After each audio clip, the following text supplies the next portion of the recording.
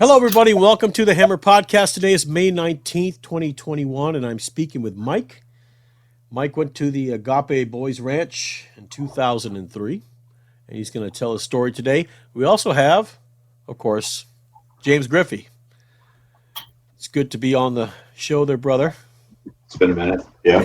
It's been a while. Yes, it has. I hope your visit on the East Coast was spectacular and fabulous. Yeah, it was good. It was nice to be back in expensive California. with all the homeless people and everything. Yeah, gotcha. Yeah. All right, Mike, go ahead and start from the beginning. And if we have any questions, we'll throw them in as you go. Sounds good. Right. Mike Burnett. I went to Agape in 2006 from sometime in July. To be honest, I'm not sure of the exact dates. But I did leave December 22nd of 2006, 2 months before my 18th birthday. So this is the first time that I'm actually coming out and talking about Agape in any face or any form. It's not even something I've discussed with close friends here or my family, really. So there's a lot of repressed memories, and I haven't really watched a lot of your videos yet.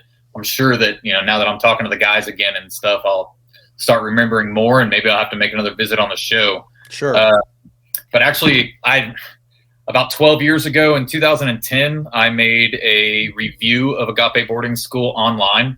I had not seen anything negative. I mean, this was predating the public Facebook accounts. You had to be at a certain university, things like that. So I was on MySpace at that time, and I was looking around online. If I experienced this with hundreds of guys, somebody else had to have, right? Somebody else had to have said something. I couldn't find anything online. So I went and made a few paragraph long post about what I experienced at Agape, just short and sweet, and put my email and all sorts of stuff on a website dedicated to reviewing boarding schools. It was immediately restricted for commenting. I got not a single email from parents about like, oh, hey, let me at least ask if this is true. So I kind of, at that moment, I was like, okay, I don't have a way to contact these guys I was at school with. Obviously nobody sees this or cares about this. So I just kind of went on with my life. And here we are 12 years later. And because of something that Paris Hilton posted, I found all of this out a few months ago. So, for once in my life, thank you, Paris Hilton. It really, that's what it was. It was her thing a few months back earlier this year, going to the Utah State Supreme Court. And that's whenever I realized that this whole movement was going on. Actually linked up again with Jay Frazier. Me and him went through orientation together. So he got me on with you. But so whenever I got to, prior to Agape, I was a pretty good kid, turned into a teenager that liked to go out with his friends, not listen to my parents, just kind of rebelled, general teenage rebelliousness. And I had a single mom who was not ready or prepared to deal with me. And I mean, we have a great relationship now, amazing family dynamic. And I always joke that if I had a child like me at 13, 14 years old, I'd be pulling out my hair too. I wouldn't know what to do. Then by the time I turned 17, my parents, they co-parenting together, kind of decided like, okay, we need to do something before he graduates and he turns 18 and we lose grasp on him. So they started researching things, and me being in Texas, at 17, you can't be found guilty of a juvenile crime, i.e. running away, things like that. So after speaking to like Texas Military Institute, some boarding schools down there, they told them, hey, if you send him here, he's 17. If he says, forget this, I don't want to be here, I'm going to leave, and there's nothing we can do. So they somehow got word of Agape from some other reform schools down here in Texas and decided, okay, it's within our budget. And my father and my grandfather and my family have always loved horses. And they're like, oh, it's cheap, it's within our budget, and he's going to train horses, the golden promise, right? I'm going to go work in a stable, train horses. It's going to be amazing. it's all about God. Come from a Christian family, obviously. Baptist family? No, not Baptist. Non-denominational, actually. So kind of interesting that they landed on Independent Fundamental Baptist, yeah. Fundamentalists, yeah. So I had no idea. At the time, I had run away for like a week, and I was with my friends because it was summertime, and I didn't want to listen to curfew. So my mom showed up at that house with a cop and herself, and the cop was basically like, you go with her, you go with me. So I said, I don't want to go to jail today. I'm in basketball shorts. Come on, Mom, let's go home, right? So we get to the house, and it's pretty late at night. She walks in, and she's like, hey, you need to go to sleep. And I'm like, what? Okay, I'll go to sleep. So I went to sleep, and about 2:30, 3 o'clock in the morning, two pretty big dudes, wake me up. Hey, it's time to go. Luckily, they were pretty nice guys, and they just explained, hey, look, this is what we do for a living. We have nothing against you. We just need to transport you. That's what we're here for. I didn't really buck that system too much. I mean, I was all of 110 pounds soaking wet at 17 years old. Tiny little, tall and scraggly is what I was at that age. So I was like, all right, well, these guys could break me with their pinkies. Let's go. So they put me in handcuffs, put me in shackles, drove me up to Austin from San Antonio. From there, we flew. The whole time I was shackled in handcuffs. We flew to Missouri, got a rental car from wherever we were in Missouri. I always joke that they gave me my last meal because they were like, hey, you know what? You didn't argue with us. You didn't try to actually physically fight us. So let's stop and get you whatever you want. So they got me some food. We get to Agape, and I'm thinking, this won't be too bad. All right. So we get to Agape. As soon as those guys leave, we were in the little entryway, if you will. They're signing all the paperwork. I'm sitting there. Once the paperwork's signed, they're, oh, thank you so much. Extremely polite. As soon as they left, I'm like, come here. Take me into the what turned out to be the restraint room. So at that time, I just walk in and I'm like, whoa, look at all these padded walls. This is interesting. Wow. And there's one chair in the middle of the floor. It's like a metal chair with padded little seat and little backrest. They're like, all right, go ahead and get undressed and sit down. I'm like, okay.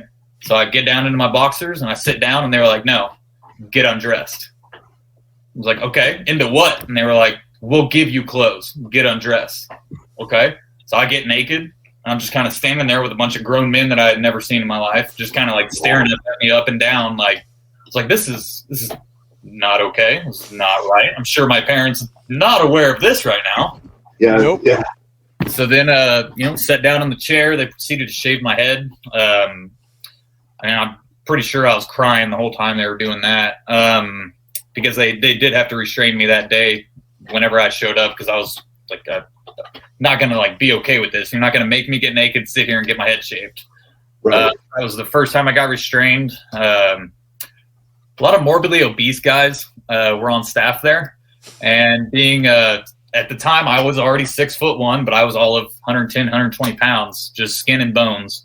And having some 400, 500 pound plus men, multiple, sitting on you, laying on you, twisting my legs, folding my feet up in my butt, and then sitting on that in order to restrict my freedom of movement, and then just manipulating pressure points. I was like, okay, this is going to be an interesting, at that time I was like, it's going to be an interesting 8 months, because on my 18th birthday, I'll walk. What are they going to do? Yeah. So once they got my head shaved, got me into my nice orange Vans, or orange Walmart Vans, and my orange shirt, walked me down into the cafeteria with a bunch of guys, and they're like, all right, you're no longer Michael, or my nickname that I had, with my friends. They're like, you're now Burnett. And so then it clicked, and I was like, okay, you've taken my clothing, you've taken my hair, you've taken my name, so you're trying to take my identity. Okay, this is going to be an interesting show. So I walk on down, get introduced to my buddy, and he kind of explains the rundown, and he was like, all right, you're not allowed to talk. I was like, what do you mean you're not allowed to talk? And he was like, you're not allowed unsupervised verbal or nonverbal communications with other students. And I was like, I'm 17 years old. What do you mean I can't just, hey, man, pass the sriracha? That's not okay. No, you got to get the sriracha yourself. If they believe that your verbal or nonverbal communication is a threat of violence, intimidation, or escaping, you're immediately restrained. So I'm like, okay. The first few weeks was orientation. I was in it with Jay Frazier and a couple other guys. I'm not going to mention any names of guys that haven't given me the okay. So me and Jay and a few other guys were in orientation together. And what I remember from it was 10-plus hour days of just smoke sessions, verbal, physical abuse. Brian Clemenson, whatever their last name is, the founder's son, and Robert Graves and brother Leo, the principal, I think he was. Yeah, Leo Lenz, yeah. Yeah, absolutely obese guy. I remember those three. Those are the three that really stick out in me. Like I said, I've buried this for 12 or 13 years now, and I really have repressed a lot of it, and it's starting to come back now that I'm talking to guys. But like Robert Graves running orientation. I heard on your video talking about four-wheelers. Man, he loved that little four-wheeler, and he loved pretending he was military. And somebody afterwards, I went to college and then ended up going Army infantry for a while before I got medically separated. It's pretty interesting seeing, like, looking back now and being like, why was I intimidated by this guy who was probably the epitome of, I would have joined the military, but I'd punch a sergeant. Like, it just, orientation was just terrible. Just getting smoked, not being allowed to talk, not being allowed to communicate with somebody your own age, while having grown men physically and mentally abuse you. I mean, just day in and day out. And then at the end of it, you get down to your shower bay, and a huge, morbidly obese man sits at the end of the hall and proceeds to tell you to get naked. And you and everybody else down the row. And then they just sit there and watch you go into the shower one at a time naked. And you can tell there's some enjoyment on it. Like, if it was part of my job description to watch people have to get naked for a shower and go into a shower, I might do this number. Yeah. Like, not meet, right, as it's called in the locker room, right? It's called humiliation. Oh, 100%. Yeah. 100%. Looking back now, the mental games that they played, I think, will definitely outlive the physical trauma. From being restrained, I think I was the first person to ever mention as Brother Brian would always say, a Jurassic elbow. I brought that up like 14 years ago, and he did elbow me in the back of the head while I was getting restrained. I was being held up against the walls in the restraint room, and I had my arm like in a crucifix position, basically. And I had a staff member on each one of my arms stretching me out, and my face was like right there on the wall. And then I had a staff member holding like my torso against it, and he elbowed me like right here in the back of my head to where my face was here, and just split my side of my face wide open, left me all bruised and mangled. Just, for a guy that size, it's disgusting. It's He's just giving you a taste of that good old-fashioned Christian love. Oh, yeah. That Old Testament love, right? Well, and I'm curious, so what, like, to get all that done, so people get a perspective, like, what did you, for that restraint there, where they were holding you up against the wall and he hit you behind the head and all that stuff, like, do you remember what you did to get to that point? Like, what instigated to that point of them being able to get you there in the restraint room?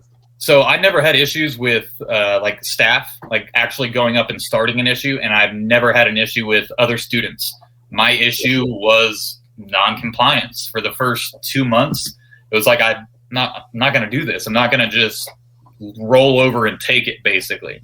Now I always like to try to like push the envelope and like talking to guys, because like I said, verbal and nonverbal communication was not allowed unsupervised. So like if I wanted to talk to you, it'd be like, hey, Burnett, because that's my last name. And then you like walk over to a staff member and be like, hey, I want to talk to so-and-so about this. And if they approve what you want to talk about, they'll tell you how long you're allowed to talk to them. And then they sit there and listen to you the whole time. That incident, that might have been the incident where I was writing my family. I can't remember what it was that caused it. But one of the first times I got restrained was because my first letter that I wrote, I put like, oh, send me pictures of the family, and also cousin Veronica, who was my girlfriend at the time. Yeah. They were like, I remember vividly being in the cafeteria eating, and Brother Brian was like, Burnett! Sorry, my dog's trying to get my attention. He was like, Burnett, come here. And walked up. Yes, Brother Brian. And he like, well, who's this? Do you really have a cousin named Veronica? And I was like, oh, yes. And so I got restrained for lying to a staff member. And it was like, I'm sitting there, if I remember right, I don't remember if we had to stand at attention or parade rest whenever we were addressing a staff member. But like, I wasn't postured up to him. And if I had postured up to him, 6'1", 110 pounds could have easily been handled by Brother Brian. Like, I was in no threat to any staff member there at the time. Now it's a little bit different story, but at that time I was definitely not a threat to those guys, if you will. Fat asses. Yeah.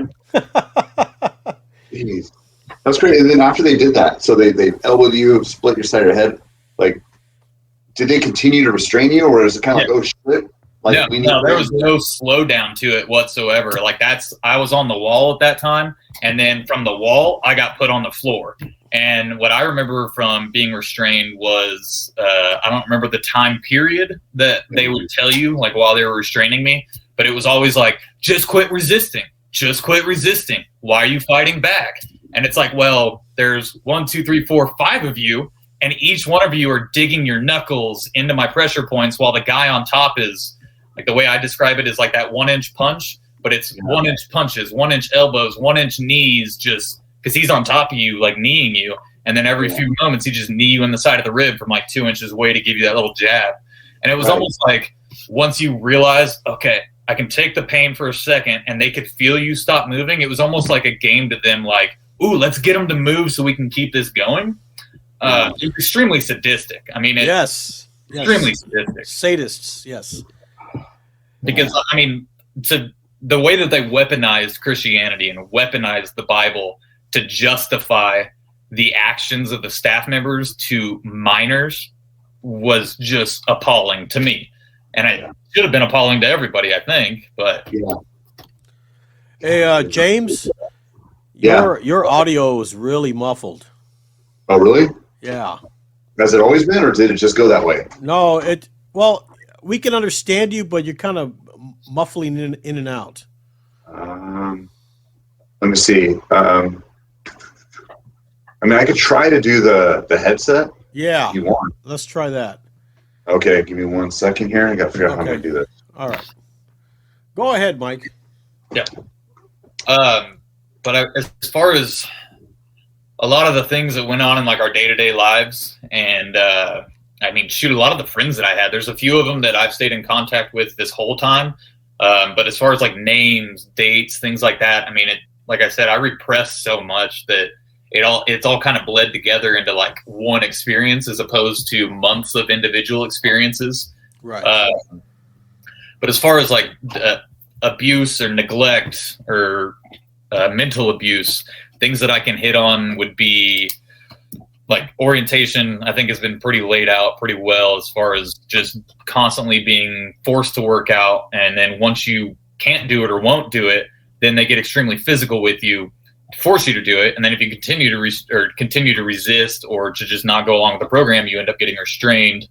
I know you guys have heard about like brown shirts and things like that, guys that buck the system and how they just give you a size 14, 15 shoe, just like a clown shoe.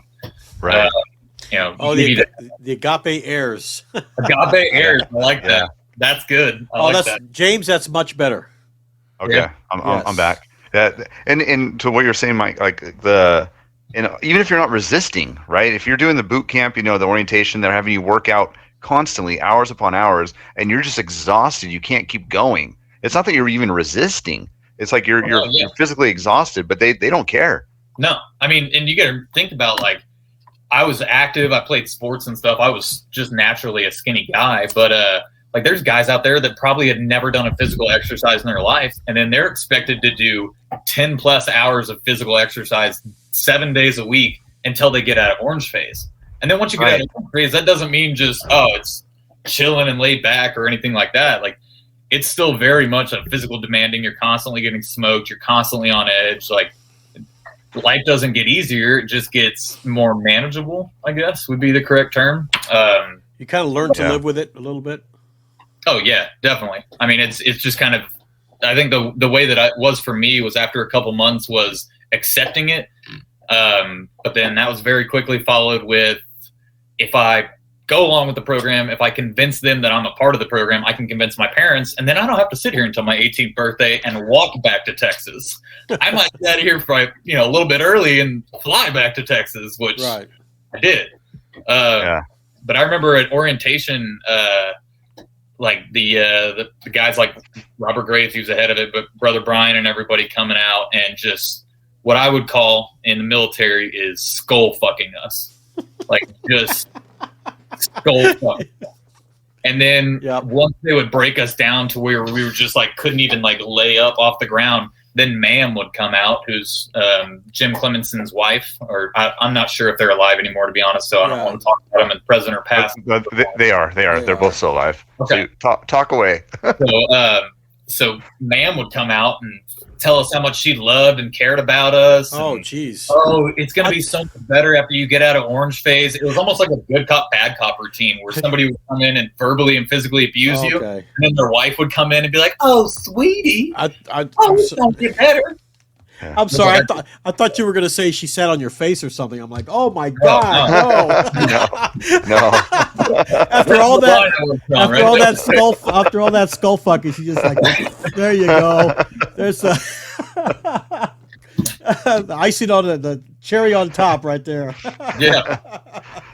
Oh my gosh. I mean, I remember the food line going through that, and like she was like the women that worked there were always so nice, like nice to you, giving you food and everything. So like that was a brief snippet of like, oh, this feels good. Like these people are actually nice, but there's times where I've seen like Ma'am like lose her shit on a kid, and like if Ma'am got mad at a kid, then all the other staff members, like they just completely like, wrecked that kid because like you upset Ma'am, like you're going down now, Oh, 100%. She was, I mean, everyone talks about Jim Clemenson, and my memories of Jim were him sitting in a recliner, him sitting in the front office. Like, I don't ever remember him yelling.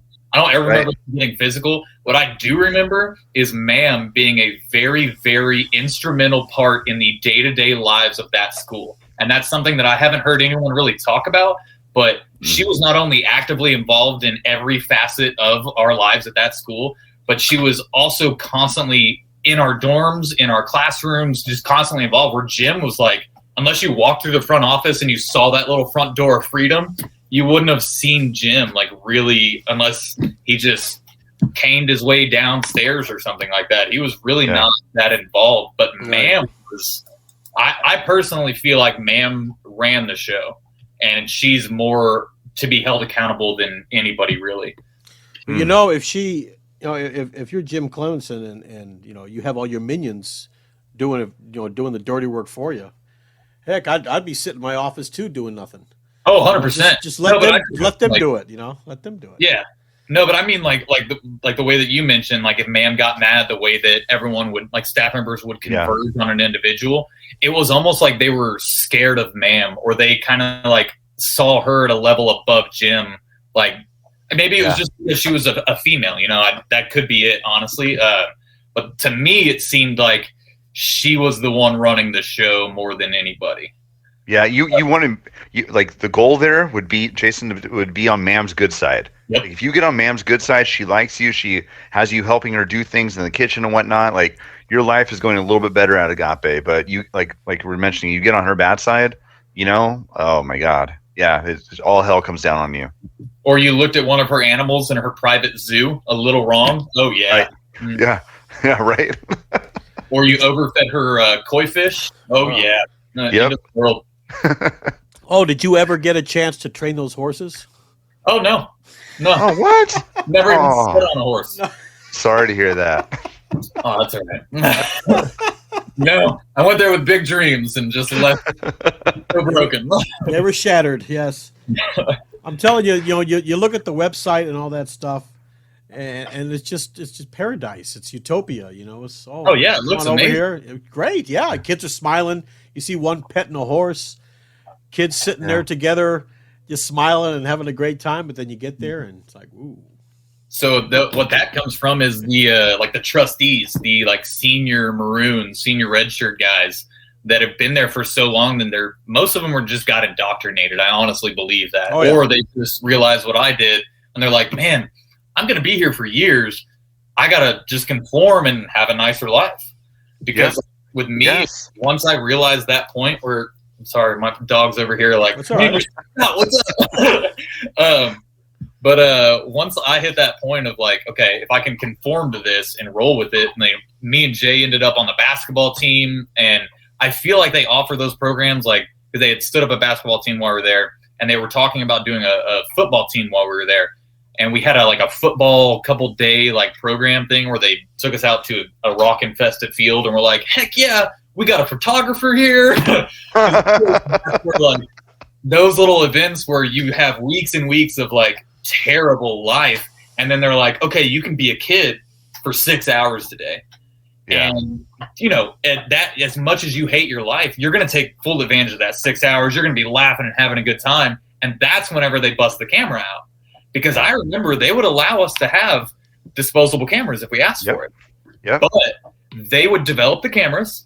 Any pictures in which we were not smiling, we would not get the pictures back. And they would tell us that. They're like, if you're taking a picture and you're not smiling, you're wasting your film. Because if there was, and I'm not talking like if me and you took a picture together and somebody in the background wasn't smiling, they'd be like, oh, no, it's okay. No, like everybody in the picture would have to have a happy smile on their face. If somebody was getting smoked or restrained, I'm sorry, military term, I call it smoke. If somebody was having to do forced exercises or being restrained or being hurt or anything like that in the background of the picture, it would get thrown away. You'd never see that picture again. Like, because I tried to get smart with my first roll of film. That was another thing that I got in trouble for. But I tried to get smart, and I was like, I'm going to take secret pictures. You know what I mean? And I'll just hold on to this camera. And then they found it in my stuff. They developed it, and they were like, come here. So, I got in trouble for that one, too. But, it's absurd the amount of control that they hold over the place because, like I said, whenever I got there, they took everything from me. I didn't even get my own shoes back until I made the basketball team, and I was like, I'm wearing shoes that you guys made me pick out of a bin. You gave my shoes to somebody else. And so they let me go pick out a new pair of shoes. Like, they completely strip you of your identity.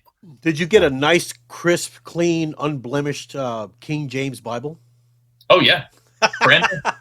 Brand new. That's brand new, yeah. But the uniform and the clothes and everything, no. And to what you're saying about the photos too, like, yeah, I know what you mean. Like, when I left, they gave, I don't know, like it was my last year there. I'd taken a bunch of like gangster photos, where people weren't smiling in them, and they just kept them, but they gave them to me when I left. But you mentioned earlier about the websites and how you went to go leave a review, and you only saw a positive review on those websites. Yep. So I looked into those, and I also went to go leave a review on it as well, giving it a 1-star rating and leaving an honest reply, not too dramatic, just an honest reply. And I noticed, I'm like, wait a second, like it didn't even show my reply. Like these websites are designed to only show the positive ones, the 5-star reviews, and I think they actually write their own reviews because they're very like, you read them and there's like, they seem like the same person wrote them on the different websites. So it's you're not the only one that's gone on there trying to like leave an honest review, but then they're just having the 5-star reviews and all these photos with kids smiling, and it's like you said, this control factor. They're controlling what's being output to the world. So they have this image to all the parents. They think it was just a beautiful, wonderful place, and if you didn't do good there, if you didn't like it as a kid, well, of course not. It's annoying. 100% true. Even whenever parents would visit, I noticed, because I was in trouble during a parent visit one time, and I was not brought into the cafeteria while the parents were in the cafeteria visiting their child, because your first visit that you get, I think it's at 3 months, is like you're not allowed to leave the facility. So your parents can come, they can visit you, but your parents aren't like allowed into the dorms or the bathroom areas, things like that. And they control when and how your parents can move about during the visit. And so from what I remember, most of the parents on the 3-month visits basically just hung out in the cafeteria, like the dining hall, because that's where we had like our free time.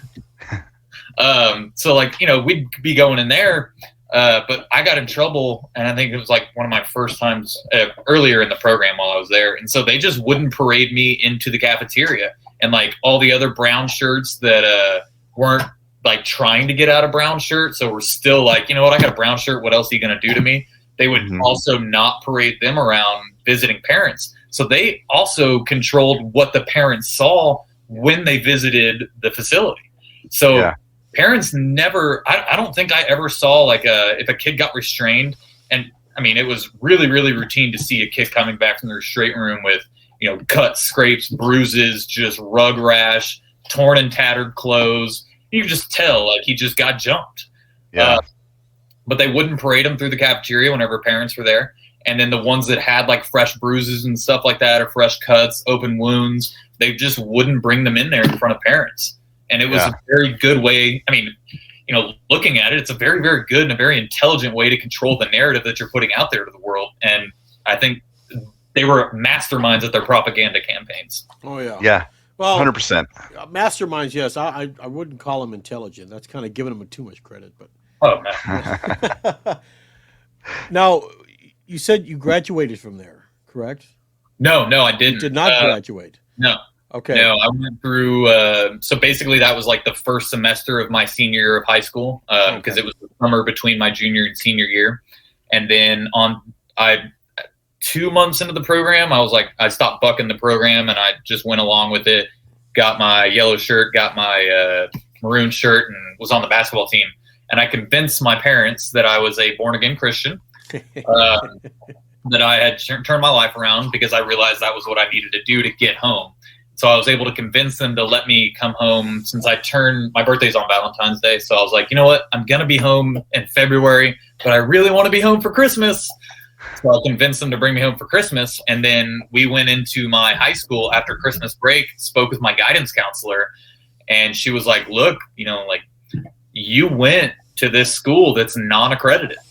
You will not graduate on time. That's what I was getting to. Yes. Yeah, it was an unaccredited. There was no teachers there. The people that teachers were just people watching us fill out pace books, work at your own pace, homeschool style things, but it's non-accredited. So even if you do spend your entire time there and you try to get into a good college, they don't even take that seriously. Well, technically, you're right, but they are accredited to themselves. They have their own accrediting organization that they accredit themselves with. Right, but all the work that I did there didn't transfer over to credit. Right. Public schools, public colleges, even the military. I was going to ask you, how did you get in the military? Without you just graduated from a public school, or? Yeah, so I went back to my high school, which is here in San Antonio, and sat down with my guidance counselor, and she was like, "All right, look, after I'd been back for a few weeks and began readjusting, it was kind of like, you're going to spend 5 years in high school, or at least one more extra semester to make up the work that you couldn't do at Agape." Right. But my school district had a program. It was another high school where students that wanted to graduate early, like accelerated, could go through, and also students that were going back, maybe they had dropped out and they were going back and they wanted a diploma and not a GED, they could work through this program. And so I just went into that program, and it was a 4-day orientation. And then on the 5th day, they were like, okay, you can take placement tests for your credits. And I was like, okay, aced all of my placement tests. And they were like, okay, you got, A's and B's on all these. So that counts as your credit if you want to keep that as your class grade. And I was like, of course I want to keep that. I can graduate in what day? Let's do this. Luckily, my school district had a rapid acceleration program like that. So I was able to take tests to forego the classes that I had missed. So I still got my high school diploma. And then I entered into college. After I'd been at college for a while, I was like, this is not where I want to be at this age. So I ended up leaving and then joining the Army. And now I'm finishing my degree again. I was going to say, go ahead. A quick question on that, though. So you're saying you took the test. So you're not a stupid guy. You're pretty smart. You took those tests, got them.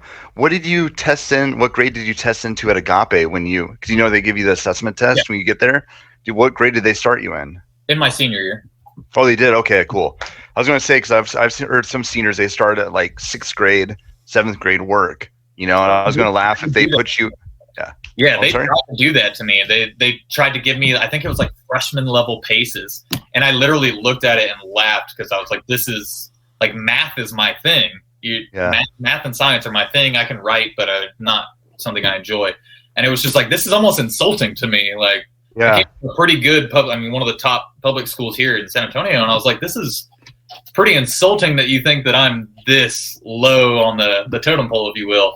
But it took them a couple days to realize, because they kept giving me paces, and they'd be like, okay, well, let's try a 10th grade level. But within the first few days, I was at my senior level. That's good. Yeah, because it's a tactic to keep you there. If you're there until you graduate, they put you at lower paces. That way, you have to stay the longer to complete them to graduate. So I'm glad that didn't stifle you at all. You know what's amazing is they sent you to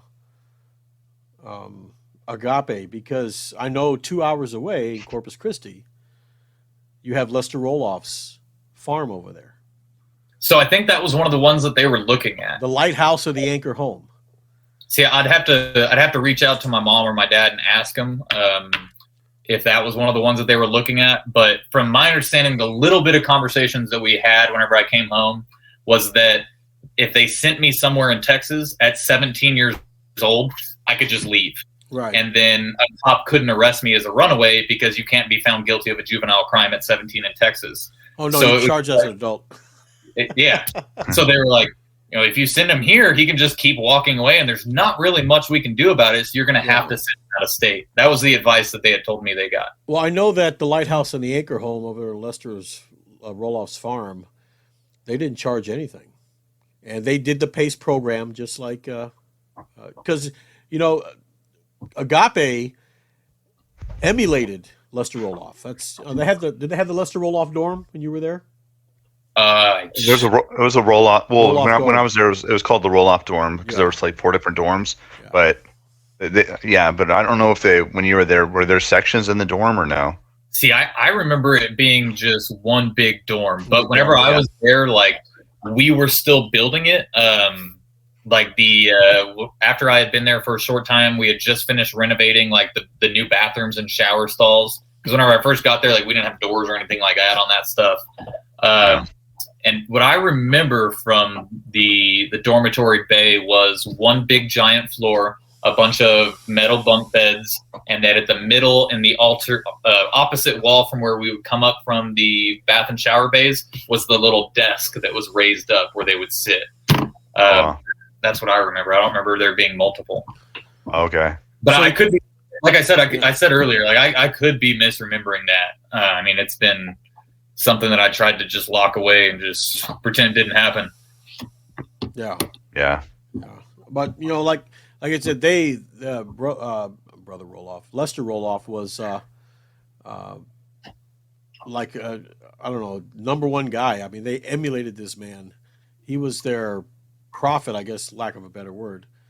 He was the guy that his teachings that's why there was so much abuse in these IFB homes, because of Lester Roloff, because he was doing the same thing to the. Yeah, I didn't know any of that. He's got like 6 homes. Well, he had until they shut them all down. Yeah. Okay. I mean, he even had one in Arizona called the Regeneration Reservation for Native Americans. Holy shit! Oh my God. He wanted to save them too, man. No, he just wanted to line his pockets. Yeah, well, he was making millions. I'll give him that. But I would not be surprised if the Clemensons have too. I mean, that was something I noticed too. I'm amazed that the Clemensons don't have their own airplane. I know Roloff had like three Cessnas. Dude, I think that they're so. I think they're the type of people that don't like to leave. I feel like just this is the world that they've created, and it's almost like cult-like in the way that people like kind of worship the ground that they walked on, and the way that they're like esteemed members of their community. Yeah, I think that they're almost just insulated in their own little world, and they're like, "Why leave? We're the God here," type of situation. Yeah, well said, man. Well said. And of course, you went to church services 3 or 4 times a week, something like that. More than that. 3 or 4 times a day. 3 or 4 times a day. I remember it was chapel every day, multiple services on Sundays, and I think we had a second service on like a Wednesday or Tuesday or something like that. But not only that, we had mandatory Bible reading every day. If you were in trouble, you were reading your Bible all day long. That's the only thing you're allowed to do was kind of sit at a table like this, head down, feet flat on the floor, just what we would call in the military, like sitting at the position of attention, just nose in your Bible. And the only thing you could lift your hand up off the table to do was to turn the page of your Bible so that you can continue reading. Yeah. And they'd walk, I'm not sure, but when you were there, when I was there, they'd walk up to you and say something like read like out loud or something like that, like right away. And you had to start reading out loud right then to prove that you were actually reading. Yeah. And if you stumbled or you were like, they're like, okay, then you're doing push-ups or getting restrained or something like that for not reading. It's like, geez. 100%. That's brown shirt life, man. I remember, it's too bad because, I remember when I was in high school, they used to have the books and they'd have the Playboy magazines inside, and you're looking at the teachers and just, couldn't do that there. Couldn't do that there. One of my Bibles one time. I had to get a new Bible. I think the closest thing we had, Jason, was the Song of Solomon, and even then they made it so they told us to stop reading that because, it's like her luscious breasts from God and stuff. And we're like, yeah. Movies. That was the Bible porn movie right there. Yeah. Song of Solomon, man. I'm telling you. Oh my gosh. I never went there, but man, I'm telling you, I just I don't know if I would have been able to take it. I'd probably be restrained every day, man. I saw that. I can't remember. So there's a lot of guys that I know. Like even my buddy's name, or my assigned buddy at the beginning. I don't even remember his name. There's a lot of names that I've forgotten over the years, but there was one guy that was a brown shirt while I was there. Cannot remember his name, and he had to be a brown shirt for 4 of the 7 months that I was there, and getting restrained every day, multiple times a day, just was bucking the system in every way possible, trying to kill himself. I mean, just everything he could to be like, screw this, like, fuck this. I'm going to be the one that breaks the fucking mold. Had to be his mindset. Yeah. And they are just relentless. I mean, you have a staff of guys that are rotating in every day in shifts. They've got time to go home and decompress and beat on their wives and their children and then come right back to it, which that's not speculation. We've all seen the arrest records. So yeah. Right. Well, and the fact that, like you mentioned earlier about them being sadistic. So it's like, it's almost like awesome to them. Like we have this kid that's constantly rebelling, so we constantly get to restrain him and constantly get to be physical with them. Like it doesn't hurt them. It's not like they're like, oh, this poor kid. Like I feel bad for him that he's doing this to himself. They're like, hell yeah, cool. Yeah. Like he's acting up. Let's go restrain him again. Let's go do this again. Like it's so twisted. The easiest way to describe Brother Brian, Brother Graves, and Brother Leo. For some reason, those are the 3 that stick out in my head the most. All 3 of them were involved in, I think, the few restraints that I had. All 3 of them were involved in every single one of my restraints that I remember. Mm-hmm. But I vividly remember the smiles and the twinkle in their eyes whenever they would either be a part of it or watch it happen. And, I mean, I'm sure everybody remembers Brother Brian's kind of, like, looking back now, it's just a terrible human being, but God, he reminds me of the guy that was like, man, if I hadn't blown out my knee, fucking, you would have won state, not be in the NFL. That dude would walk around with like a football in his hand all the time. Just hell yeah, brother. Like if you weren't paying attention, he'd walk up to you and just slam it into your sternum. But like, there was one kid that I remember. His name was Tanner. I think it was Tanner. And he was about 11 or 12 years old whenever I was there in 2006. And he was a little shit. Like, I'll give it to him. I respect him because he was this tiny little kid that would actually try to push the limits until, like, they just wrapped his ass up and took him into the restraint room. But watching Brother Brian humiliate him and pick on him daily. This is the only reason why I knew that kid. I don't think I ever talked to Tanner, but I remember him because he set a few tables down for me, and every single day Brother Brian was in there, he would make it a point to go up and humiliate him and physically harm him. And it was like it was almost like Brother Brian's like start to the day. Like, man, I got to have my morning coffee. And, oh, is that Tanner over there? He just sat down with his breakfast? I'm going to go fuck his day up. Yeah. Just get off on it. And it was fucking sadistic because it was like, man, there's some guys in that program, at the time I was just a little young guy, little small guy. I didn't have enough strength to do anything. But there were some guys in that program that could have just mopped the floor with him. And I was like, yeah, those aren't the guys that you're trying that on, because you know that they're going to flip you upside down and they're going to crush your skull before another staff member gets to you. Yeah. And you could just see it in their eyes, man. It sticks with me. Like I've been to Afghanistan a couple times. You know, I was infantry. I've done some things, seen some things, and the look in those guys' eyes still sticks with me to this day. Like I've seen some evil in this world, man. And some of the most sadistic evil I've ever seen in this world was at Agape boarding school.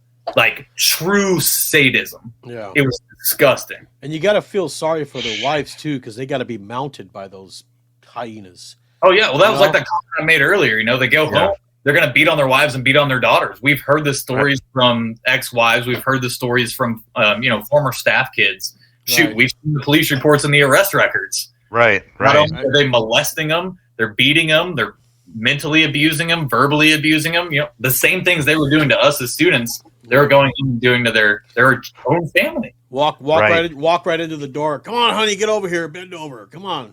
Bible says you're supposed to be submissive. Come on. Probably still tastes like the other fucking staff member's asshole. Yeah, right?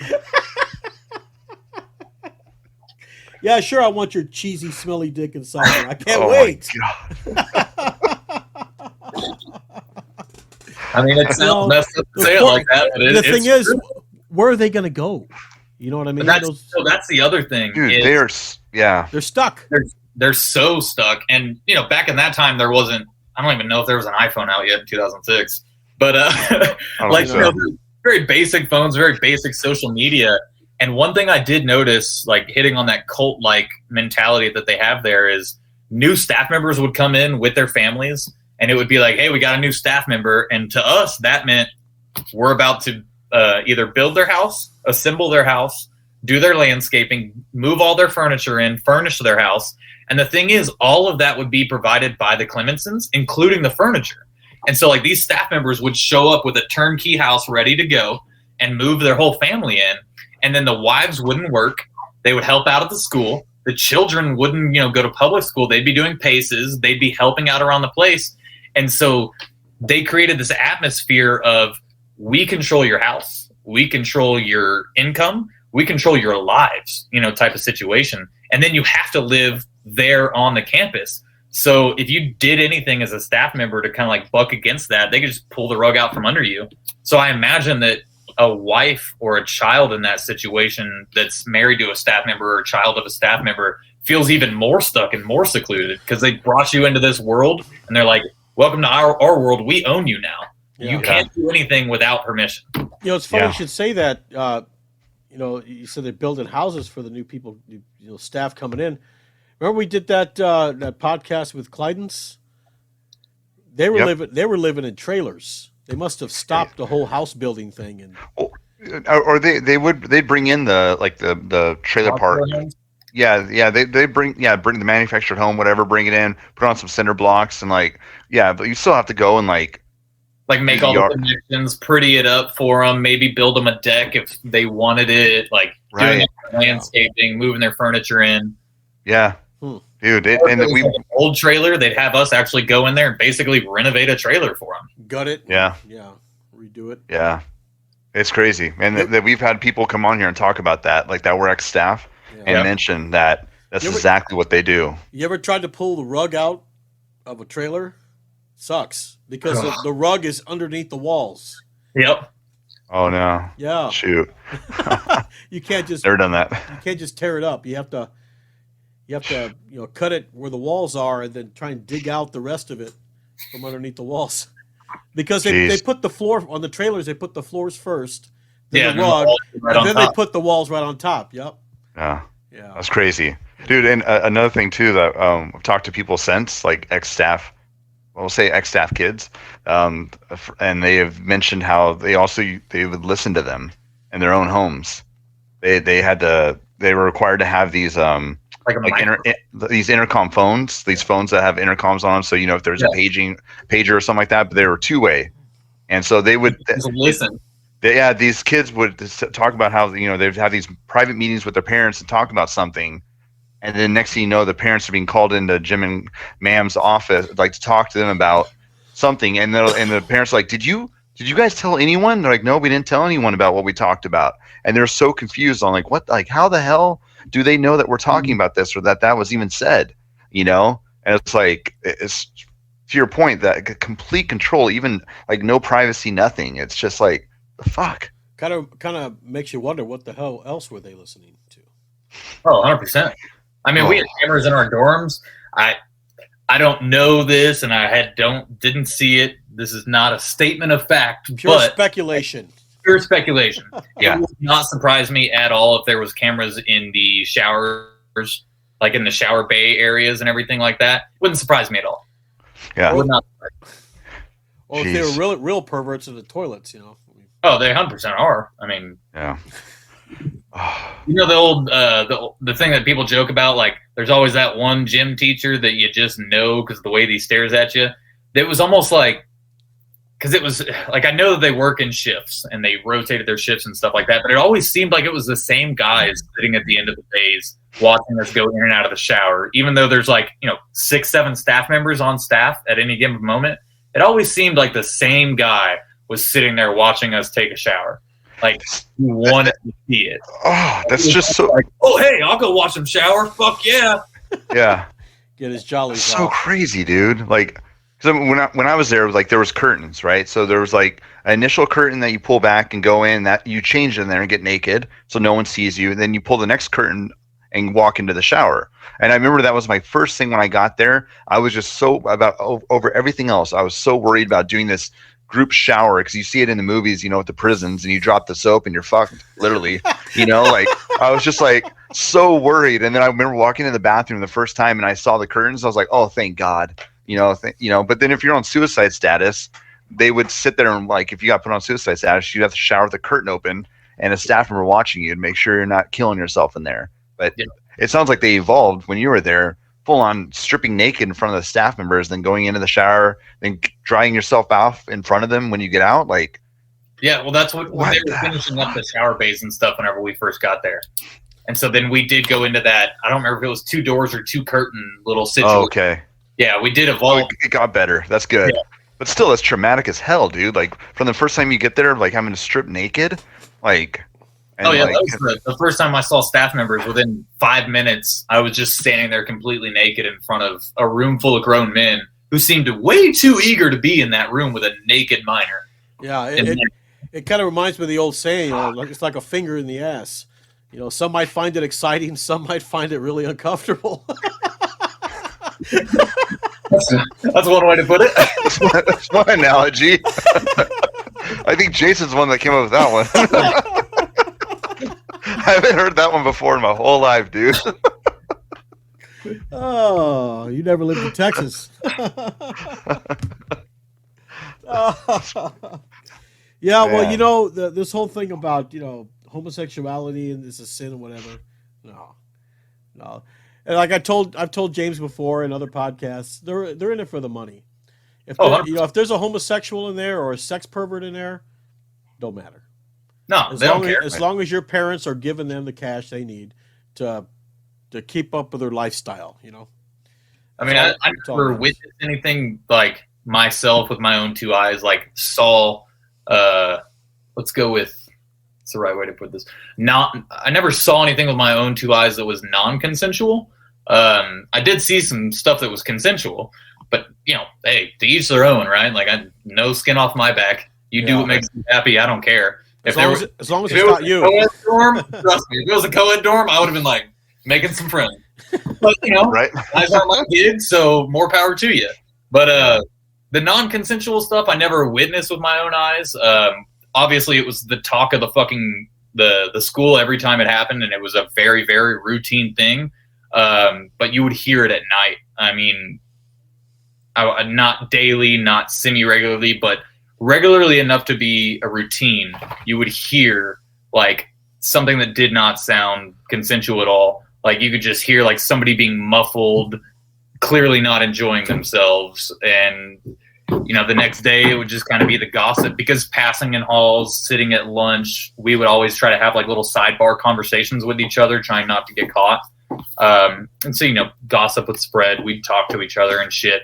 So the things would get around the school, but I never witnessed with my own eyes something non-consensual. But Right. I mean, I heard about plenty of it, and I listened to it while laying in bed, just like blanket over my head, because I slept on the top bunk all 7 months I was there, and there was a fluorescent light right above me. So it was like I'm putting a blanket over my head and trying to sleep, or I'm not sleeping, because they would turn off, I think, like half the lights or maybe 2/3 of the lights. And one of my, I think mine had 2 tubes in it, because whenever they turn the lights off for the night, they're like, oh, it's dark because one of my tubes is off, but the other tube, almost as long as me, is going right over my body, is still on. or it's flickering or something like that. Yeah, it's Doing the little wave. Like Oh, a man. horror movie or something. Yeah. But I mean, you'd hear it just sitting there at night. Like you could hear it from across the bay, because it was either the staff member that was on site being a part of it, or the staff member that was on site would just be asleep. Or what I saw plenty of times was a staff member that was on site on guard, just back in his trailer.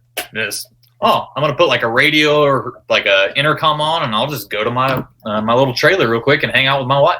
Yep. And Wow. then something would happen, and he would hear something. That's why I assumed it would be like the phone that they had up there. They would put it on intercom or something, because like if we made a noise or somebody made a noise and he wasn't in there, like he'd come busting in the door ready to go. So just, Wow. That speculation on staff involvement 100%, because like I said, I did not see it with my own 2 eyes. I'm not going to sit and make statements of facts that I can't actually corroborate, but I know what I heard laying in those fucking beds at night, man. Yeah. Yeah. Doesn't sit right. That's crazy. And the parents the whole time think their kids are being supervised by Yeah. these men of God, one, but also being just period supervised by adults. And it's like we've heard so many stories over the years of the kids there that things happen to them that shouldn't have happened if an adult was supervising them, and it's just they're not, like they're getting away with stuff, and it still happens now. I know you were there way back in 2006. I mean, this is like we have kids that are leaving like less than a year ago, still talking about stuff that happens, or what they do now is they purposely will leave the kids alone. Like say you're acting up, Yeah. right? They'll Just get kinda some let other. Just deal with it. Yeah. They'll leave. They'll put you in a room with these 3 other kids that are pretty much going to get in trouble if they don't kick the shit out of you. And so the staff members won't be involved with it. They'll leave and have them kick the shit out of you, and then come and like Oh, we you. didn't see it happen type of situation. Yeah, and we didn't do it. Like it wasn't staff laying any hands on them. Like we can't control the kids all the time or whatever their excuse is. But so it's interesting how it's evolved. Now instead of them doing a lot of the abuse, it's having the kids do it to each other. And the psychological shit that's going to cause to these kids that were forced to beat up other kids when they get out into the real world and have to look back at that. Oh, it's terrible. Terrible. Yeah. I mean, I know that the staff knew about it, because for one, we had cameras everywhere in our dorm. So it's like you had to have seen it on camera. And I know these kids aren't just like especially the younger kids that are, 12 years old, 11 years old. They're not just going to let that happen to them and then not tell an adult, because at that age, they're still trusting the adults. You know what I mean? They're still seeing the adults as role models. So I know these kids are coming to staff members and telling them like, hey, somebody touched me last night, or somebody made me do something sexual last night. Right. They could just look at the cameras, but they're not going to do that, because I mean, I've seen it in the shower bays where it was like guys getting like jumped, or maybe guys being forced to do something sexual, whatever it was, once they got in past that curtain or door or whatever it was. Because that was one thing I noticed once they actually finished the showers and we had curtains or doors, it became like this opportunity, because it was like one guy out, one guy in, and it happened so fast that it would be like an opportune time for students to take advantage of it. And they would like follow a guy into a shower, and what happened behind there, you don't know, but the was at the end of the hallway just watching it, and he's not even going to get off of his chair to like go investigate it. Right. Yeah. I with how fat they are, it's a lot. I mean, in their defense, it's a lot of work for them to get up. You got to slide by all the students. I mean, if you see one kid go in a particular shower and he's still in there, you see another kid go in there, they're not up, they're not blowing bubbles. You know what I mean? They're doing something. It doesn't take a genius to figure that one out. Tobacco or anything like that, because like whenever I was at basic for the Army, we'd get our hands on some dip and we'd go sit in the toilets and like pass it under and just sitting on the toilet and dip for a while. Like But Agape, there was no way we were going to get our hands on something like that. So they definitely weren't there doing anything other than playing tummy sticks or fighting. Yeah. Yep. Crossing swords. Dude, Crossing swords.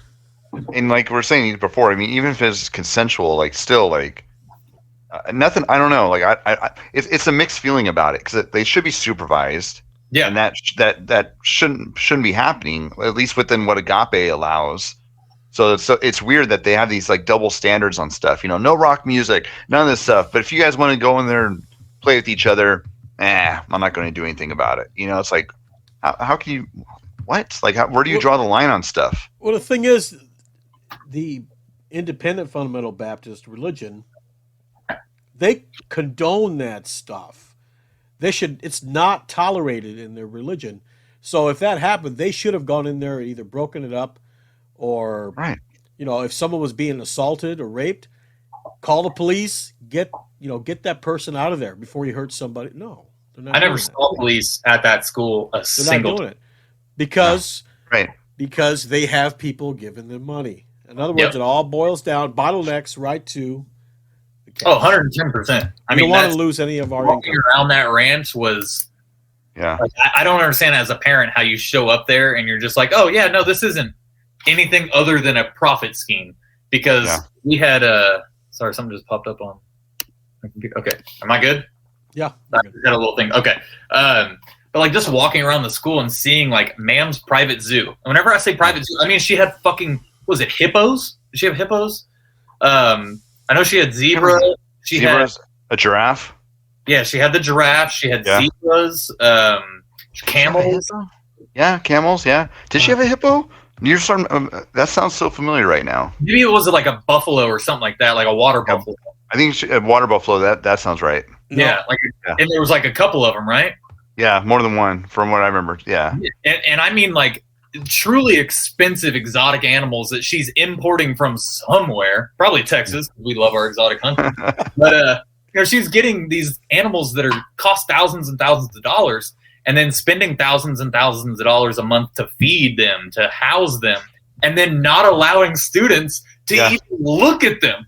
Like I remember building a retaining wall on the little road that went by, because all of her exotics were in like this little area. There's a road, a little trail that went by, and we had to build a retaining wall on this hill.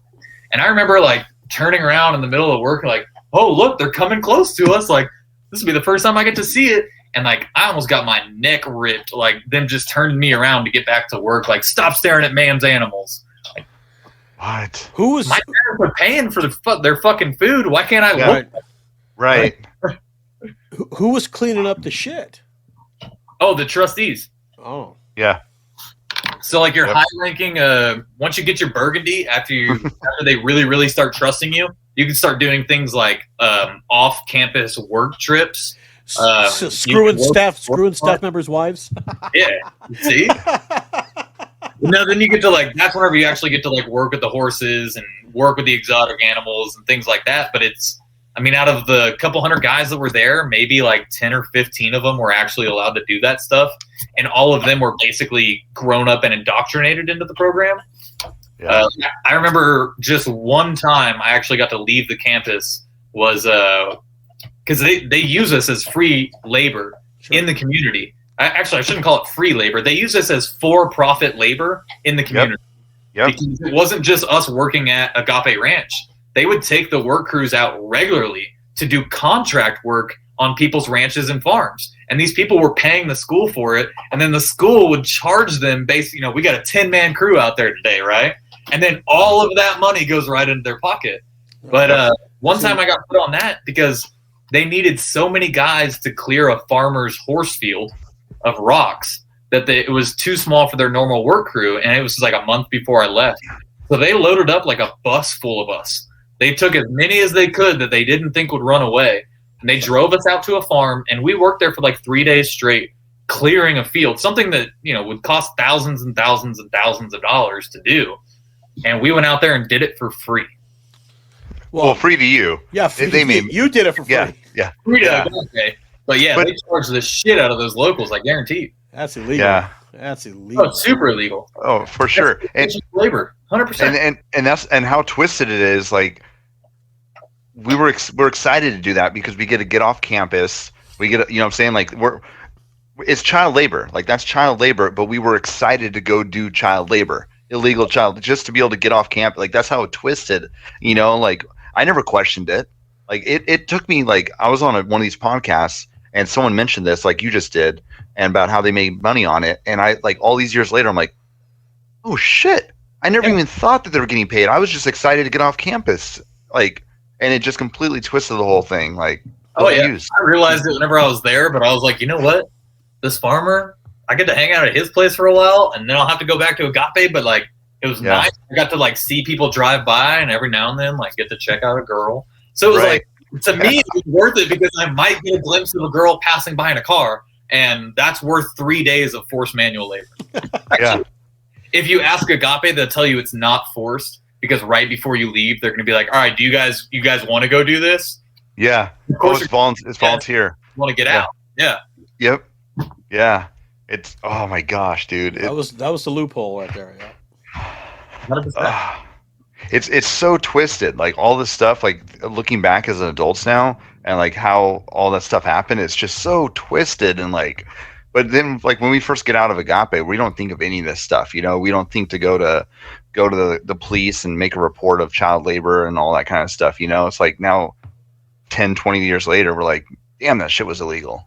Yeah. That's true. Hindsight is 20/20, you know. Yeah. So dang. But when you went to the church services, was there a girls' home that went there too? They would bring in I know it shut down, but I can't remember the name of it. Probably it wasn't Circle of Hope. I think it was what was before Circle of Hope? Do you remember, James? Was it Wings of Faith? No, they're still there now. I can't remember what it was, but it was like the sister school to Agape. And they would bring it in for like special. I don't think it was I could be wrong on this, but I don't remember what it was. I remember there was multiple times they were there, whether it was every Sunday or just for like special sermons. I couldn't tell you, but they were very, very controlled about the way that we looked over there. Cause they would like put them in their own area, put us in our own area. And then like staff members would be watching us and it would be like, yeah, I noticed you, turned your head a few too many times over there. Why are you checking them out? Like type of situations. You're like, I'm a dude. And see, that's the thing. Like I said, if it was me, and the guy said, "Why are you looking over there?" Well, because I'm staring at her. I don't want to stare at your wife. She's ugly. I like the girls over there. So, that would be me. I'd probably get restrained. You know? So I got in trouble one time because I was in the food line and I reached down and readjusted myself. Oh my gosh. I was not like, I don't know how to say this in any other way. Like I was readjusting myself. This might be a little too TMI, but I'd only been there for a few weeks and I was having some stubble hair issues, if you will. So it was a little itchy. So I'm standing there in line and like, I just not even thinking readjusted myself. Not like right in front of the girl because, the line would be so long, it'd be wrapped around the cafeteria. So I'm probably 40 feet away from the actual serving window with 50 guys in front of me, and I readjusted myself. And I guess a staff member saw it and his wife was there working and serving food. So I got in trouble and got restrained for touching myself to the thought of his wife. And I was like, are you serious? You're like, dude, look at her. That woman. Like, my 100 pounds would lose me. Like, it blew my mind because I was like, I've been here for just a couple weeks. I still remember what girls my age look like. Trust me, I'm not touching myself in the food line to that side of that thing over there. To that cow, oh my gosh. You get lost in the folds.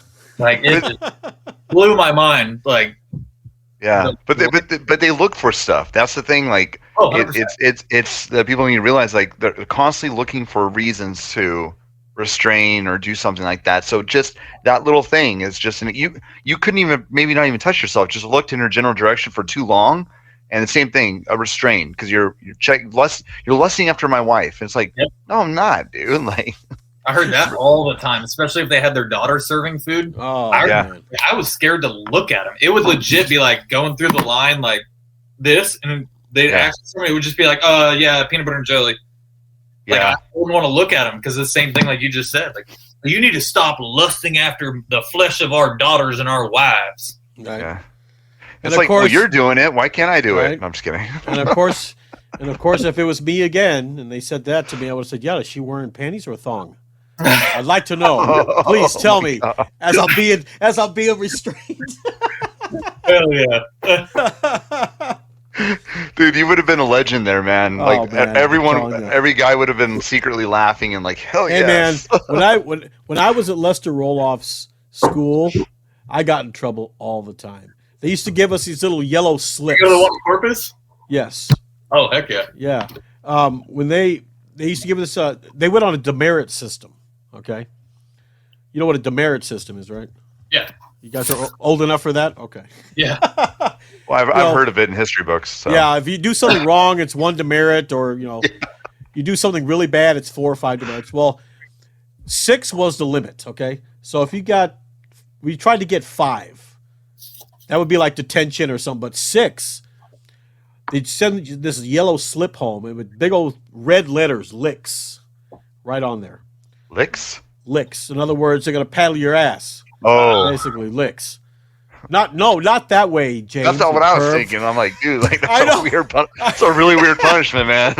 No wonder you kept getting 6, Jason. I was getting 8 and 9 and 10. It's like, come on, man, hurry up, do it. Oh, shit. Oh, Jesus Christ, what have I done to you, James? What have I done to you? No, but he'd have this paddle, and the paddle had holes in it. So it's a less wind resistance. Yes, you swing harder, and boy, oh man, those hurt. But Yeah. nothing like what you guys got. But yeah, made me hate them really fast. I can understand that one. Yeah. So Dude. Yeah, and like looking back now, it's funny because whenever I was that age, I was petrified, so scared. And I was like, these are some truly dangerous men. I was scared. And now it's like I look back and I know a lot of the guys are like me. We've done some things, we've seen some things, and we look back now and we're like, these guys are a bunch of cowards. Like, they're only pulling this power over powerless, like their wives, their children, us as the students. And like we talked about earlier, they're really honing in on the smaller, the weak, the more feeble-minded or feeble physically. And they're not dangerous men. Like a truly dangerous man is someone that can commit violence but keeps it under restraint, right? Like they're actually just weak men, sadistic men that pick on and prey on children and definitely their wives based off the police reports that I've been seeing lately. So, these guys, I can look at them now and it's like I don't have that fear in me anymore. It's like, if I were to see you, I'm just going to mop the floor with you because it is not going to be a pretty day. I'm going to get my 2 pounds of flesh like you got off of me back in the day. Right. Yeah. What really blows my mind is that Robert Graves now, I only learned about this since I talked to you last week, Jason, about coming on the show, that he's a deputy sheriff in Missouri. Yeah. Or works for the sheriff's office. yeah, I think he's married to one of the Clemenson's daughters, I believe. Yeah, I knew that. We knew that. That's been for a while, but yeah, he did go and get in the sheriff's. I want to say it's Cedar County or the one right next to the county that Agape is in, or something like that. But he still works at Agape too. Like he still comes and serves, and then whenever he gets out of his sheriff car, he goes and and like he'll do like I'm sorry. I said, then he leaves his job to serving and protecting, takes some time off to abuse some children. Pretty much. Basically, yeah. He like from what I hear, you like do the night shift there, like watching the dorms at night and stuff like that. And there's other police officers, people that work in the police department that also have worked there. But then all of a sudden, what happened was they started doing all these investigations, right? And like people would report stuff, but it had to go through the sheriff's office. Yeah, that they or anything was exactly. Or this. I remember there was a time also where the Child Protective Services, or I think it was CPS, had come in there to interview some of the kids. But when they're interviewing them, the sheriff was sitting there, Robert Graves, in the same room. And so they're like, then the kids were just like, nope, I'm not saying shit. Nope. Fuck yeah. You know what I mean? Like it's like, but all this stuff is coming out now, and I'm not sure if you've seen all the articles and stuff, dude. Like Agape's in some deep shit with like the attorney general of like, is there like it's things are going down. So we'll see what happens with it all. But it finally, after all these years, like decades and decades of abuse, thousands of kids being abused, it's finally coming to fruition of some kind of justice being served. I mean, hopefully more than what's happened in the past, so they don't just pick up and switch states and follow an imaginary border. Right. They could. Right. They could. I mean, not all the states are regulated. When it comes to Christian boarding schools. So that's like, I didn't know that all of these things existed all over the country. You know, I thought Agape was a very, very isolated thing until Paris Hilton. That's why, like, I gave her a shout out early because, you know, never in my life did I think I would think highly of Paris Hilton, but that popped up on my Instagram, and that's how I found out that there was even a whole movement about this. So, you know, it's nuts to me. But it makes sense what you were saying about the sheriffs, because I vividly remember they were like, if you run away, good luck. The people that live in the town are going to call the cops, and the cops are going to beat your ass and bring you right back to us. So every time you run away, you're going to get handcuffed, you're going to get hurt, you're going to get dropped right back off at our gates, and they're not even going to fill out paperwork. Yeah. Yeah. That makes sense now. They're so – it's crazy how wrapped up they are and all that stuff. But, like, the way things are going right now, I think it's all crumbling down. All the corrupt people they've been dealing with, the people in politics that are involved with it, like it's all coming out with all the social media, with everything. Like everyone's becoming aware of it. And then there was just they're trying to pass a bill, which we're just waiting for the governor to sign it. Well, they're waiting for the governor to sign it, I think, right now, right? It passed the state, the Senate, and the House. Yes. Yeah, but it basically what it's going to require is like background checks on the staff members. The schools have to register with the state, and they have to abide by all fire, health, and safety codes. And there's something else I'm forgetting. They can go in there whenever they want. They got to tell them how many kids they have. Yeah, that kind of thing. Oversight, dude. But it's just common sense stuff. Like this is just basic laws you think that they should already have in place.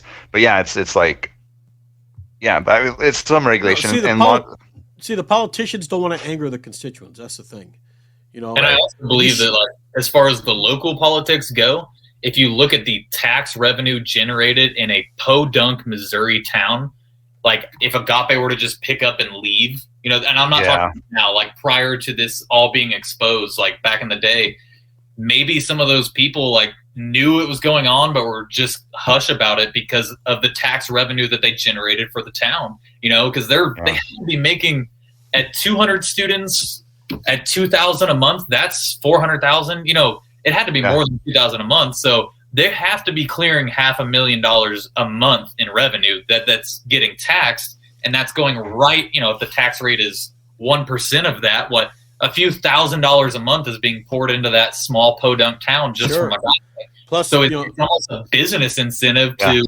not buck the system at that school, to keep the roads paved, the street signs out, your cops hired. Like in a small town like that, they need that revenue. Plus property taxes. I mean, property taxes. On a ranch, oh my gosh, ranch that big, that's got to be a lot. You know. Oh yeah, especially all the improvements we fucking built for them. And then, of course, you have to even the animals. I don't know if you have to pay taxes on those exotic animals or not. Shoot, I wonder if they just use those as a tax exemption. Right, some kind of weird ass write off, you know, it's for the kids, like, or something, you know. But that's interesting too. Like all the vehicles, all the more, like everything, like all that stuff that's taxed there that they pay or don't pay, because I'm sure a lot of the stuff's donated too. But I didn't even think about that, dude. But yeah, it's all like Jason has been saying ever since I first podcast. It's all about the money. Oh, 100%. Yeah. If they truly cared and truly wanted to, like, if we keep restraint on the table, like, let's say honestly restraint is something they believe works, right? So we'll just keep that on the table. If they really cared about us, we would actually be out there not doing forced manual labor. We'd be interacting with animals, interacting with each other, like just being normal. Like, especially these 12-year-old kids. A 12-year-old child that is not allowed to speak to other children their own age is fucking absurd. Fucking absurd. And it's gonna fuck with them the rest of their life, because they're creating societal norms, and they're learning at that age how to operate in a society, how to be a member of society. And if you don't allow them to do that, it's just detrimental to their development into an adult for the rest of their life. Right. And then Right. that's going to be so broken in them that if they ever choose to have children, it's going to be passed on. And you're going to have generational issues. Dude, it's so gnarly, man. It's so I remember being at the school and seeing those, and just seeing those little kids also being restrained. You're talking about having those 300-pound guys sitting on you, as a 17-year-old that's 110 pounds. I mean, that sucks. But then you get these little 12-year-old, 11-year-olds that are being restrained the same way, and having these grown men that are supposed to be the father figures in their life, they're supposed to be the adults, treating them like this, like shit, man. It's I feel bad for everyone that went through that school, mind you, but I feel really bad for those kids. It was just. Oh yeah, because like I said earlier, like I was at that point where I realized that it was like buck or go with it. Those kids, they can't formulate those rational thoughts at that age to where they even have an ability to comprehend the situation that they're in. Right. So they're just so confused and they can't comprehend it or grasp it. It's just so messed up. Like I've seen the little kids, like. And then brother Leo, brother Blake, like the big guys, they just grab them one hand and like pick them up and walk out with them. And then you see other staff members following them. Like, yeah, clearly he just one-handed that child. You need to rush to his aid to help him abuse that child further. Definitely. That makes sense. Right. You need 6 grown men in a room restraining a child, like it's absurd. Yeah. Oh my God. It's depraved. That's what it is. I don't think they were father figures. I think they were like the funny uncle. You know what I mean? The ones you don't want to be around. Yeah. Yeah. Right. Yeah. It reminds me of that. I was watching there's this video of that's going around right now. It's like I think it's a Kansas senator from Kansas or something like that, and he's a substitute teacher as well, and it's a video of him like in the classroom with these kids, and the way that he's acting, like I'm pretty sure he's IFB as well. The way he's talking and acting with these kids reminds me so much. I got anxiety from watching it because I'm like, dude, this guy reminds me so much of the staff at Agape.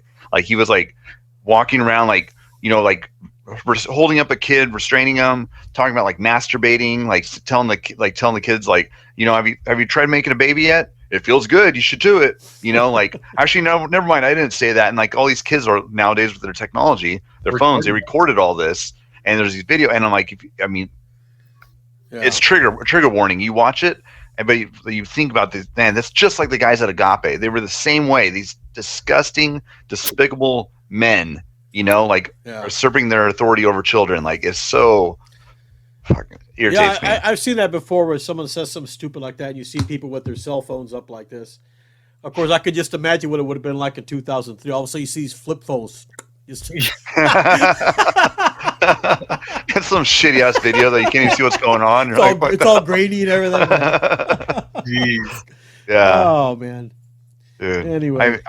I wonder if they have to have so much stuff on video. If you're saying they have cameras in the dorms and stuff when you were there, I wonder if that was on like some kind of recording loop or whatever. Like that's what I've kind of begun to think. Like as I've gotten older and like looked back and thought about stuff, it's probably on like a 24-hour recorder. That way, like if they were to ever get raided or something like that, they wouldn't have like deep evidence because that has to be in the back of their mind, right? Sure. Right. It has to be sitting back there going, okay, the state says this is cool, but the feds might come knocking one day. And so I feel like having all like records and like storage and stuff like that would be very detrimental. So I have a feeling that it's on a recorder and it's really for like if there was an incident with a staff member and a student that they couldn't sweep under the rug, they could be like, look, here's the video. Look what your son did to deserve that type of thing. Yeah. Right. It's and they another thing too, like like an ambulance or something. Like if they had to call 911, then they could be like, okay, here's the video. Let's like edit this right here, and then we're good. Right. Yeah, they did this. Yeah, and it's recently when they're doing the investigation. This is all in the newspaper, mind you, so that's why I'm talking about it. But they literally had to go in there. The attorney general, they had to go in there because they were destroying evidence. Agape was. There was evidence that apparently whatever they had something that they knew was going to incriminate them in this investigation, and they were destroying it. And so they got a whatever it is, a subpoena, whatever, to go in there right away and just grab everything they could because like it's just crazy, dude. Like, what's up? They did get raided, but They didn't. Well, that's the thing I don't get. Like, there's no report of the kids being taken out of there or nothing. It's an ongoing investigation right now. Like, but it's like, I just wonder if they are just so connected, like just so untouchable. Because like there was another school that's a sister school, Circle of Hope, that spawned out of Agape, and same thing happened there. It was like all girls school, physical, sexual allegations. They took all the girls out of there. And there's like, because I'm on Agape Homies on Facebook. yeah. I don't say any names. Amanda. Does she go by something else on social media? Yeah, Berlin. Berlin. Yeah. Okay. Yep. Yeah, I didn't want to say somebody's name. Like, hey, I'm here. Like, you can say my name. Yeah. So Berlin, y'all said I could say her name. But Berlin, she's the daughter of the founders, right? Yeah. So when you were at Agape, there wasn't a householder family there, the brother householder. That sounds really familiar, but I don't want to say yes and then it turned out to not be. It does sound familiar though. Okay, so he came to Agape with his family when I was there in I think it was like 2001. So with Amanda or with Berlin, Amanda, whatever, and they came to Agape to learn how to run a boarding school, and then they left Agape and started their own. Took everything they learned there and went and started their own girls' boarding school, and then just recently they investigated all these allegations came against them and stuff, and now the owners of the Berlin's parents, the owners of that boarding school that learned everything from Agape, are now in prison, and I think there's like 102 like felony charges against them, from everything from sodomy to like abusing children to it's like, and it's like they learned this from Agape, but now Agape's having the same kind of investigation going on, and the kids are still at Agape. They haven't been taken out. Like, that's insane. Right? It's so weird. It's so fishy. Yeah. But that's so crazy. We'll see. I wonder if that was the girls' school that was operating at the same time that I was there, that would come into our chapel services. I don't know. I have. Or maybe he was still on staff and that was another. But I do remember there was a female girls' boarding school that was local that would come to some of our chapel services.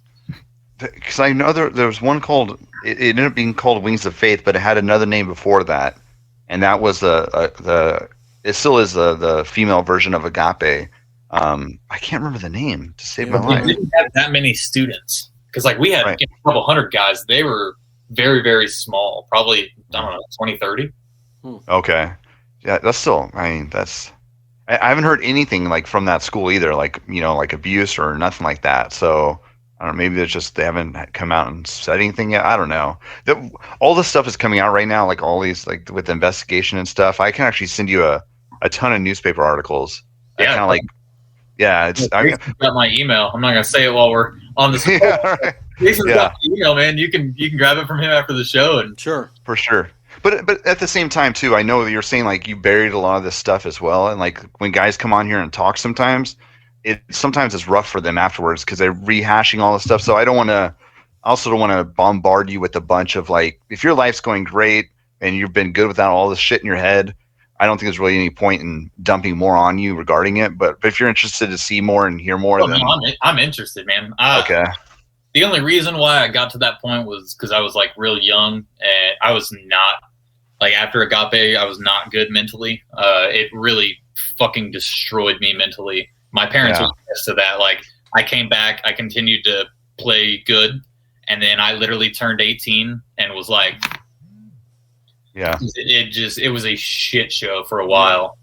And then luckily, I pulled my head out of my ass and got my shit together. But now my daughter and I have a beautiful home here. I've got a great job as a construction manager for a home builder down here in Texas. I won't say their name. Yeah. But yeah, I've even got primary custody of my daughter, so she lives with me full time. That's cool. But yeah, it's going great. But no, I still really want to read. It's something that the stuff that happened at Agape is even something that I don't talk to my counselor. I have a counselor, Right. Refuge of Grace. Refuge of Grace. There you go. Yep, that's it. That is 100% it. Yeah. Thank you. He's on mic drop. That's it. Done. But dude, that's great to hear, man. I love hearing because there's as you know, there's so many guys that came out of school like just are screwed up or suicidal, like everything, So it's good hearing the good stories, where it's like you overcame all the shit that went on, and you're doing good, man. That's awesome. Yeah. It took me a while. I mean, it was rough there for a while there. Whenever I first got out, went to school, was struggling in school, and then after a while, I was like, all right, I'm just gonna start over fresh and join the Army, and then did my time in that.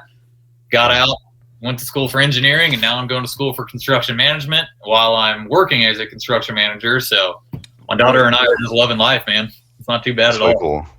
Way cool, man.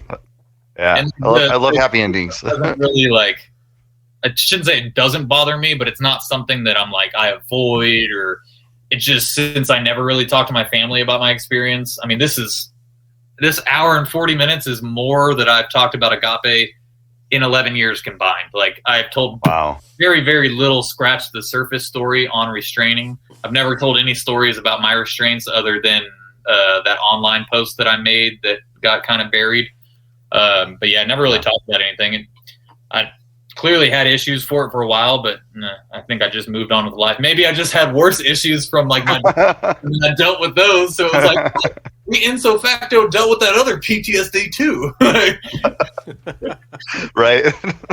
Who knows? But at this point, I'm so far gone from it that I've gotten to the point in my life where I'm like, my daughter and this annoying dog right here are the center of my world and everything that my world revolves around. So it's what I find my happiness in, and the shit that happened to me 15 years ago is not affecting me now. So yeah, blame. Hell yeah, dude. Props on that mentality, man. Seriously. Got to keep going, man. Definitely. Yeah. Well, Mike, thanks for coming on. Appreciate it, man. Yeah. Thank you for having me, man. It was great talking to you guys. So we usually do talk sessions too with 5 or 6 guys. I was going to say, if you ever have another show you want me to come on, man, I'd love to be a part of it, especially now that like I'm on the Agape Homies page, like talking to Jay and talking to some other people that I won't name.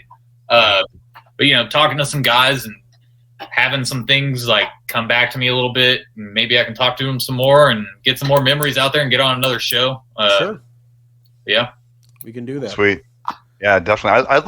Jason, I would love to see you watch a show where, it was Mike and Jay like doing a talk session. I think that would be freaking awesome to watch. So maybe we can get some good ones, man. Like, I want to say we got there either the same day or just one day apart, but like orange shirted together, fucking everything. And then me and him actually ended up on the basketball team together too.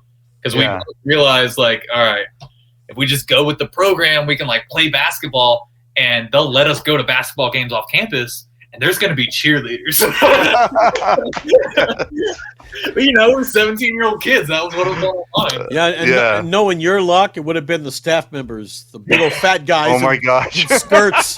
Hey, if it's in a skirt at that point, who knows? Who cares how hairy the legs are, man?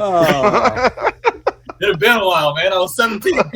or even the staff wives in the cheerleader outfit. Oh my gosh. Man, I tell you what, about month 5, they started looking better.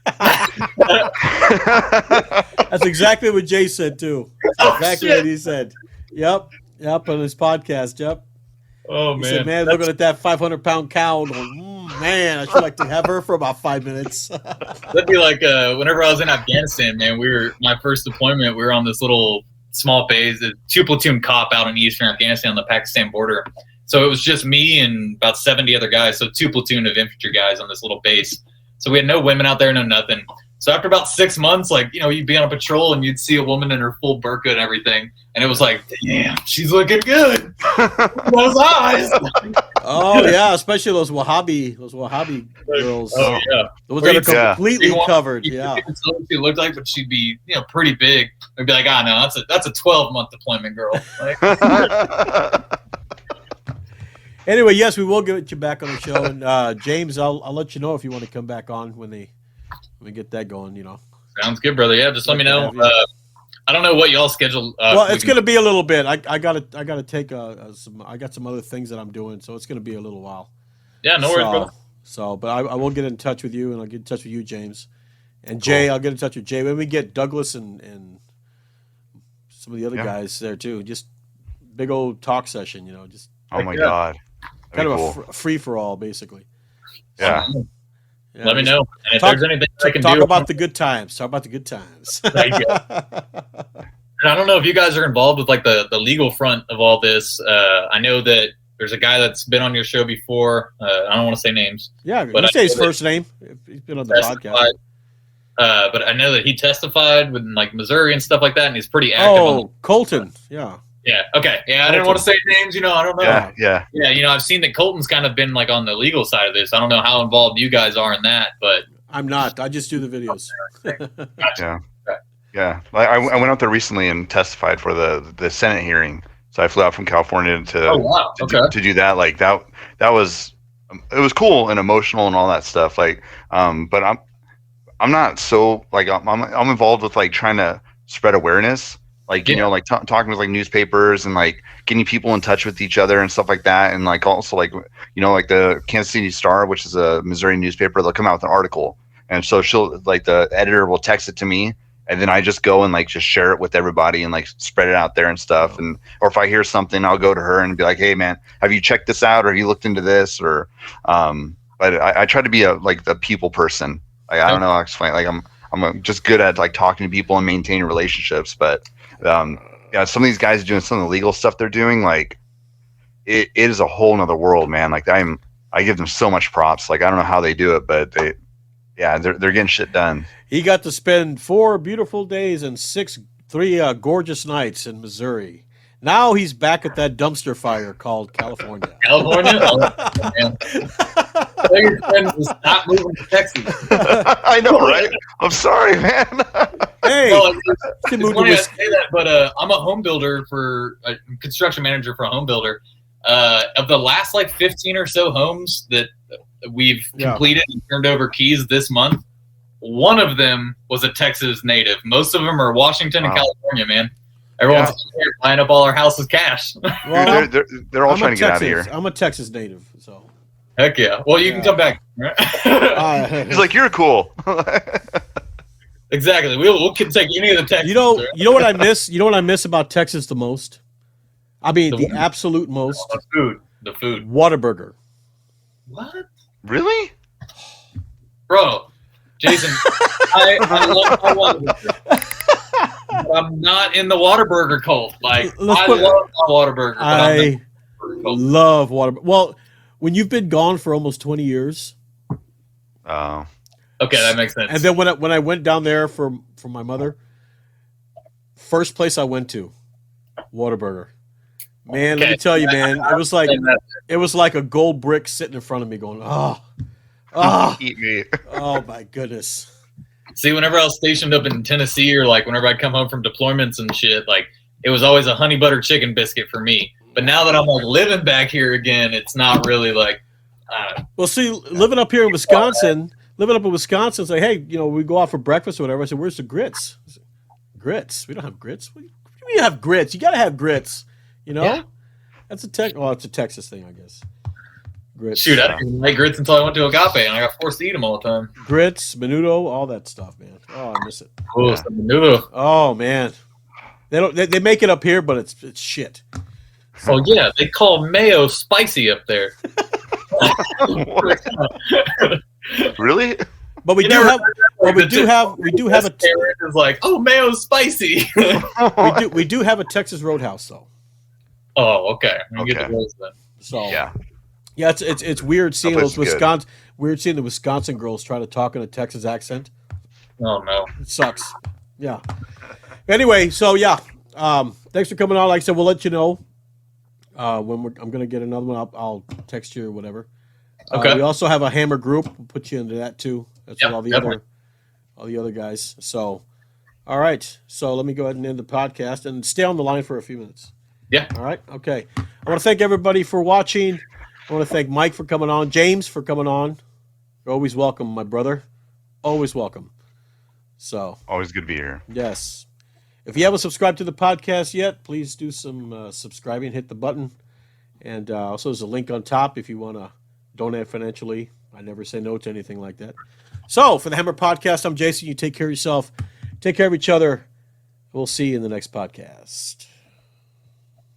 Bye-bye.